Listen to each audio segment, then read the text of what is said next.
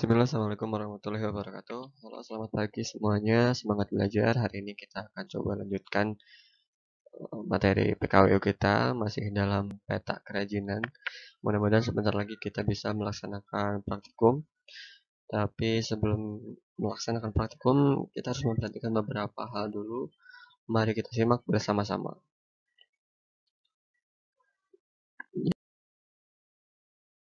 Masih bersama Bapak ya. Di sini bisa ada yang belum tahu namanya. Bisa ada yang belum follow juga Instagramnya, silahkan di follow ya. Terima kasih. Nah, hari ini kita akan coba belajar mengenai produksi kerajinan dengan inspirasi objek budaya lokal. Jadi setelah kemarin kita merencanakan, kita membuat beberapa rencana, membuat sketsa. Nah, hari ini kita akan coba belajar mengenai proses produksi kerajinannya.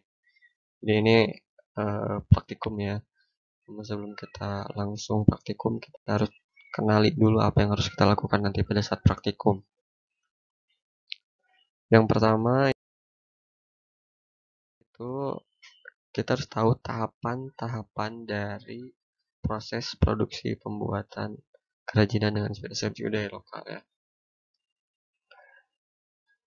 Tahapan dari proses produksi kerajinan itu terdiri dari 3 tahap. Yang pertama ada tahap pembahanan, kemudian ada tahap pembentukan, dan yang terakhir ada tahap finishing. Nah, kita akan coba bedah satu-satu tahapan-tahapannya. Kita akan coba mulai dari tahapan yang pertama, yaitu pembahanan. Itu adalah bahan baku yang akan kita gunakan pada kerajinan yang akan kita buat. Nah, untuk bahan baku sendiri itu tergantung pada jenis material, bentuk dasar, dan bentuk produk yang akan dibuat. Misalkan kita bahan bakunya itu adalah menggunakan kertas, atau menggunakan kayu, atau mungkin menggunakan bambu, besi, dan lain-lain ya. Untuk material kertas misalkan nanti kita harus cari tahu cara pembuatannya. Misalkan bisa dengan dilipat, atau direcah, atau misalkan kayu, bambu. Nah, itu biasanya dibentuk dengan cara apa? Biasanya dengan dipotong atau dipahat. Nah, ini harus sesuai dengan apa yang sudah kemarin kalian coba buat sketsanya. Kemudian misalkan bambu. Nah, bambu ini biasanya dipotong terus disambungkan. Nah, kalian harus tahu cara menyambungkan bambunya itu seperti apa. Gitu. Atau misalkan menggunakan besi, ya, kalian harus tahu bagaimana cara membentuk besi, membengkokkan besi, dan lain sebagainya. Itu kita mulai dengan pembahanan atau memilih bahan baku. Kemudian yang kedua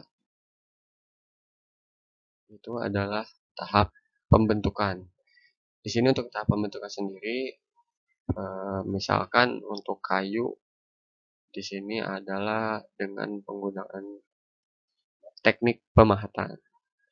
Jadi kayu yang tadinya misalkan kayu utuh itu kita pahat menjadi sebuah bentuk yang kasar dulu ya, yang masih umum dulu, yang belum terlihat detailnya.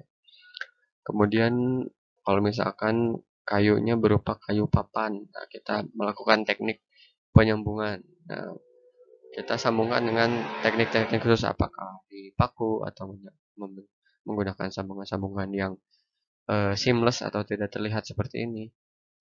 Atau misalkan kita menggunakan bahannya besi. Nah, tentu besi ini disambungannya dengan teknik pengelasan. Atau misalkan besinya harus dibengkokkan, ya kita harus tahu bagaimana cara membengkokkan besi. Jadi tahap yang pertama tadi pemilihan bahan, kemudian tahap yang kedua ini adalah pembentukan. Kemudian tahap yang ketiga itu adalah finishing. Nah, kalau misalkan setiap bentuk, setiap sambungannya sudah menyatu, nah agar lebih bagus lagi, biasanya kita menggunakan teknik finishing. Yang pertama itu ada pewarnaan. Nah, biasanya bisa langsung diwarnai, dicat semprot seperti ini. Nah, ini pewarnaan. Atau misalkan bisa menggunakan warna alami. Kalau misalkan dari kayu, bisa menggunakan warna alami kayu. Atau misalkan dengan teknik finishing yang kedua itu penghalusan dengan cara proses di amplas ya. dengan proses diamplas, kemudian atau yang ketiga misalkan adalah proses pelapisan. Nah, ini untuk melindungi permukaan-permukaan kayunya agar misalkan tidak ada rayap atau misalkan lebih tahan air. Atau misalkan tahap finishing ini misalkan di tahap pengalusan ada bekas lem-lem yang menempel, ada paku yang misalkan terlalu menonjol. Nah, di sini adalah proses finishingnya. Jadi dipastikan semua permukaannya atau semua kerajinannya itu benar-benar bagus, rata, mulus. Atau kalau misalkan tadi kita membuat sebuah pahatan dari kayu, nah itu misalkan proses detailingnya ada di sini. Kemudian nanti setelah detailing di amplas, kemudian dilapis atau misalkan langsung diwarnai juga nggak apa-apa. Nah, kemudian yang selanjutnya, setelah melakukan 3 tahapan tadi, kita juga harus memperhatikan satu tahapan ini. Jadi proses produksi itu bisa lancar selain dengan memperhatikan 3 tahapan yang tadi, itu juga harus memperhatikan cara kerja. Nah, cara kerjanya ini harus berstandar pada K3. Nah, ini ya K3.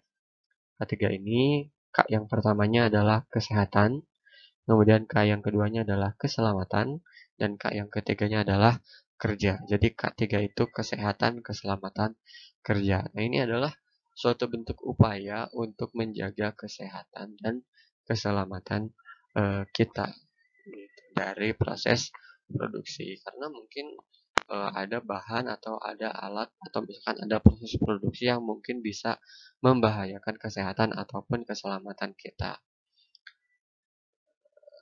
Nah, misalkan pada proses pengamplasan itu mungkin ada debu-debu yang mungkin berterbangan. Nah, kita harus melindungi mulut kita, melindungi pernapasan kita dengan menggunakan masker. Atau mungkin takut kena mata, kita harus menggunakan kacamata. Atau mungkin misalkan kita melakukan proses pengelasan. Nah, kita harus menggunakan sarung tangan, kita harus menggunakan kacamata agar tidak silau, dan kita juga harus menggunakan pelindung telinga agar tidak bising, gitu, agar tidak merusak pendengaran kita. Kemudian misalkan kita menggunakan proses pemanasan, nah, kita harus menggunakan sarung tangan anti panas. Sarung tangan anti panas, takut misalkan panasnya terkena kulit dan itu akan merusak kulit kita. Nah, ini hal-hal yang harus diperhatikan ketika proses produksi, yaitu kesehatan dan keselamatan. Ada kacamata, ya ada helm, ada pelindung telinga, mungkin ada rompi, ada sepatu anti panas, ada sarung tangan anti panas, dan juga masker. Ya, selain hal-hal ini, kerapihan, kehati-hatian, ketelitian, dan konsentrasi merupakan hal-hal yang bisa mendukung atau sikap-sikap yang bisa mendukung untuk keberhasilan produksi yang memenuhi atau mendukung kesehatan dan keselamatan kerja. Nah, itu adalah beberapa hal yang harus diperhatikan pada saat proses produksi nanti. Bapak ulangi, yang pertama, kita harus memperhatikan proses pembahanannya, kemudian kita harus memperhatikan proses pembentukannya, dan kita harus memperhatikan proses finishingnya.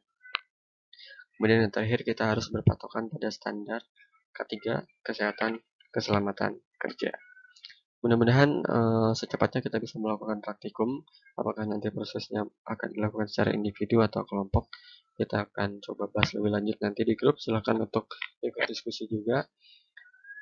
Sekian untuk materi kita hari ini, mudah-mudahan bermanfaat. Silahkan coba mulai dipikirkan apa yang akan disiapkan untuk praktikum kita nanti. Terima kasih. Assalamualaikum warahmatullahi wabarakatuh.